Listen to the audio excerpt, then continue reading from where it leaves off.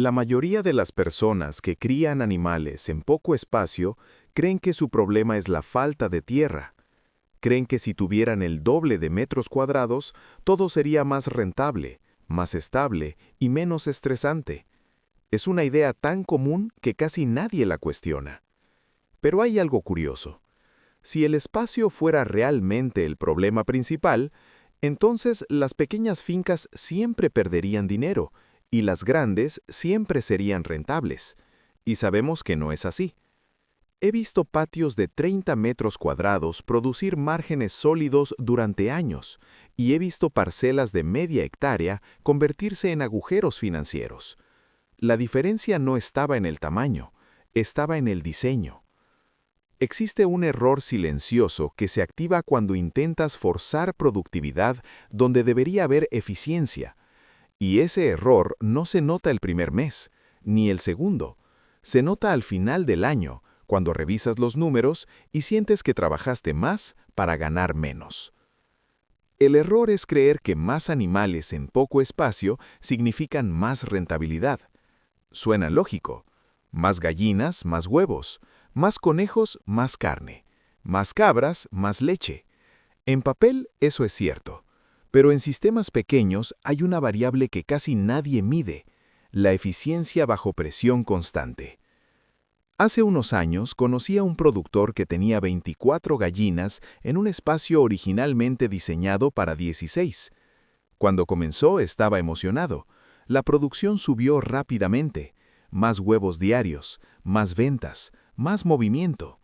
Durante los primeros 3 meses todo parecía confirmar su decisión. El cuarto mes, el saco de alimento empezó a durar menos. Pensó que era normal. Más animales, más consumo. El sexto mes, la postura promedio por gallina bajó ligeramente. Lo atribuyó al clima. El noveno mes, empezó a notar más plumas sueltas, más peleas, más huevos rotos. El décimo mes, cambió a un alimento más completo, casi 25% más caro. Al final del año, hicimos el cálculo real. Su gasto total en alimento había aumentado un 38%. Su producción total solo había aumentado un 14%.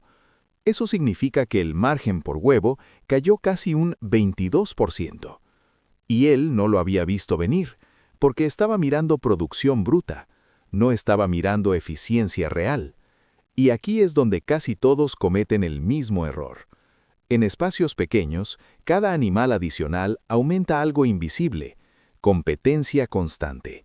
No solo por alimento, sino por jerarquía, ventilación, sombra, zonas secas y acceso cómodo al agua. Esa competencia genera estrés crónico, y el estrés no es psicológico, es fisiológico. Cuando una gallina vive en alta densidad, su cuerpo aumenta la producción de corticosterona.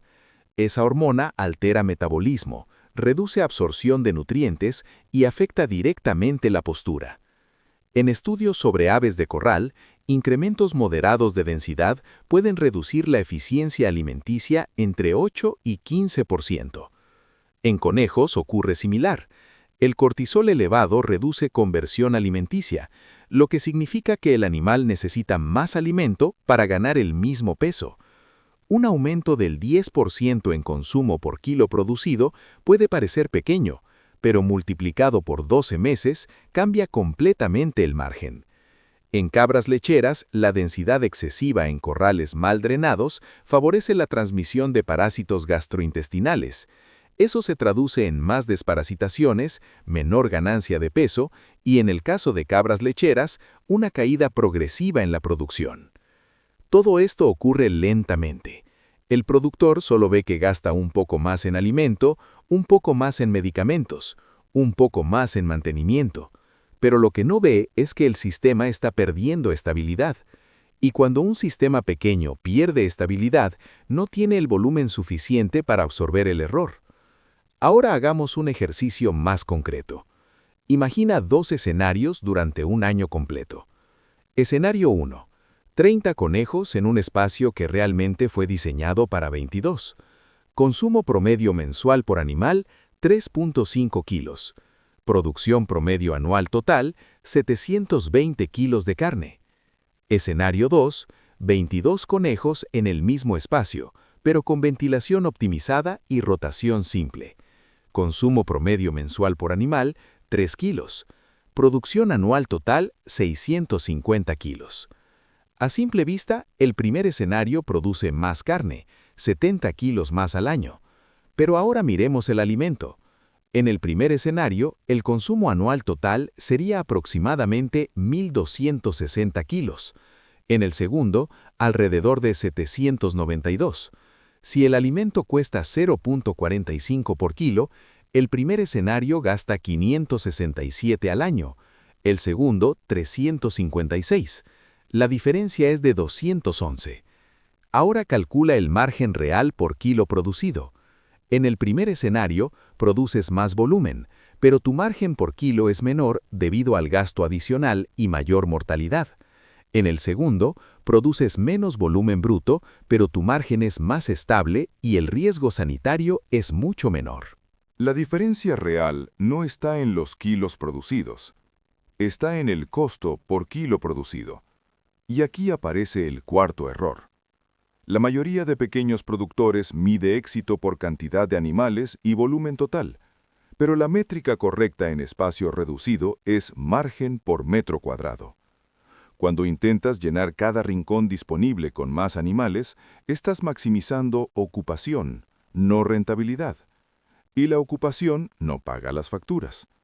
Ahora bien, alguien podría decir, pero si reduzco animales, ¿no estaré produciendo menos ingresos? Esa es una pregunta válida. Pero aquí es donde entra la diferencia entre volumen y eficiencia. En muchos casos, al reducir densidad entre 10 y 20%, ocurre algo interesante. El estrés baja, la postura mejora ligeramente, el crecimiento se estabiliza y la mortalidad disminuye. Eso significa que aunque el número total de animales sea menor, la producción individual mejora. He visto sistemas donde reducir 15% de gallinas aumentó la postura promedio por ave en 12%. El volumen total apenas cambió, pero el consumo bajó notablemente. El margen final fue mayor con menos animales. Eso no es magia, es biología funcionando en condiciones adecuadas. Y todavía falta algo importante: el tiempo. Cuando trabajas con alta densidad, tu carga de trabajo aumenta. Más limpieza, más conflictos entre animales, más vigilancia sanitaria. Ese tiempo extra rara vez se calcula como costo, pero lo es. Si pasas 5 horas adicionales al mes resolviendo problemas derivados de sobrepoblación, estás pagando con tu tiempo. Y el tiempo también es margen. Ahora imagina que mantienes el mismo número de animales, pero mejoras diseño antes de aumentar población. Mejor ventilación natural, separación clara de zonas secas y húmedas, rotación sencilla, acceso parcial a forraje. El forraje, incluso en pequeñas cantidades, puede reducir consumo comercial entre 15 y 25%. Eso impacta directamente el gasto anual. En lugar de aumentar animales para producir más, puedes aumentar eficiencia para gastar menos. Y gastar menos, en muchos casos, es más poderoso que producir más. Pero hay un último punto que casi nadie menciona, y ese punto tiene que ver con diversificación, porque muchas veces el problema no es solo densidad dentro de una especie, es densidad de sistemas compitiendo en el mismo espacio. Pero antes de entrar ahí, hay una pregunta que debes hacerte con total honestidad. ¿Tu sistema está diseñado para estabilidad o simplemente está lleno? Hay un último error que casi nadie detecta, incluso cuando la densidad por especie parece razonable, y ese error es la diversificación desordenada en espacios pequeños. En teoría, diversificar suena inteligente. Gallinas para huevos, conejos para carne, cabras para leche, tal vez algunos patos para control de plagas. Sobre el papel parece un sistema completo y resiliente, pero en un espacio reducido, cada especie introduce su propio microclima, sus propios ritmos sanitarios, su propia demanda de alimento y su propio patrón de manejo. Lo que termina ocurriendo no es resiliencia, es fricción. Cuando manejas una sola especie, puedes optimizar flujo, limpieza, alimentación y calendario sanitario con precisión. Conoces señales tempranas de problemas, ajustas rápido, dominas el sistema. Cuando manejas 3 o 4 especies en el mismo espacio limitado, tu atención se divide, tus recursos se dispersan, tus errores se multiplican. Y en pequeña escala los errores no se diluyen, se sienten directamente en el bolsillo. He visto pequeñas fincas con 12 gallinas, 10 conejos y 2 cabras en menos de 100 metros cuadrados. Ninguna especie estaba en números extremos, la densidad individual parecía correcta, pero el sistema completo estaba saturado. Más alimento almacenado, más residuos acumulados, más zonas húmedas, más trabajo diario.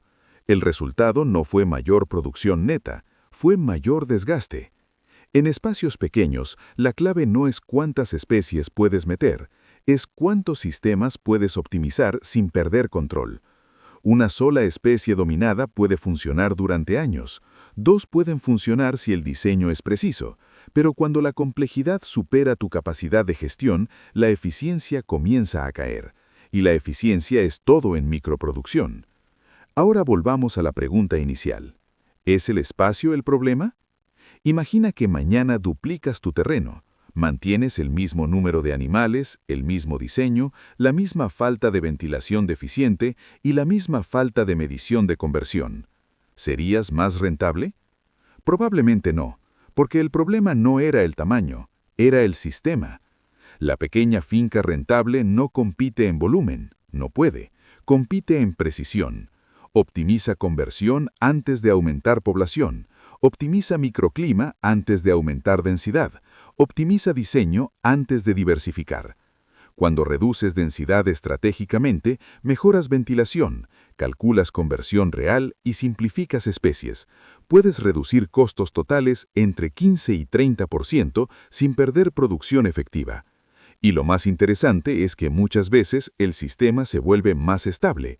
Menos estrés animal, menos enfermedades, menos gasto imprevisto, menos trabajo correctivo. Más claridad. La granja industrial optimiza por metro cuadrado. La microfinca debe optimizar por margen por metro cuadrado. Son métricas diferentes. El error no es criar animales en poco espacio. El error es llenar espacio en lugar de diseñarlo. Ahora quiero que pienses en tu propio sistema. Si mañana redujeras un 15% de tus animales, ¿qué crees que pasaría? ¿Bajaría realmente tu rentabilidad o descubrirías que estabas sosteniendo un exceso innecesario? ¿Estás midiendo producción total o estás midiendo costo por unidad producida? Déjalo en los comentarios. Muchas veces el simple acto de calcular conversión real cambia completamente la perspectiva de un productor. Si quieres seguir aprendiendo cómo transformar cada metro cuadrado en un sistema más eficiente, más rentable y menos estresante, suscríbete. Aquí no buscamos tener más animales, buscamos que cada uno trabaje mejor. Nos vemos en el próximo.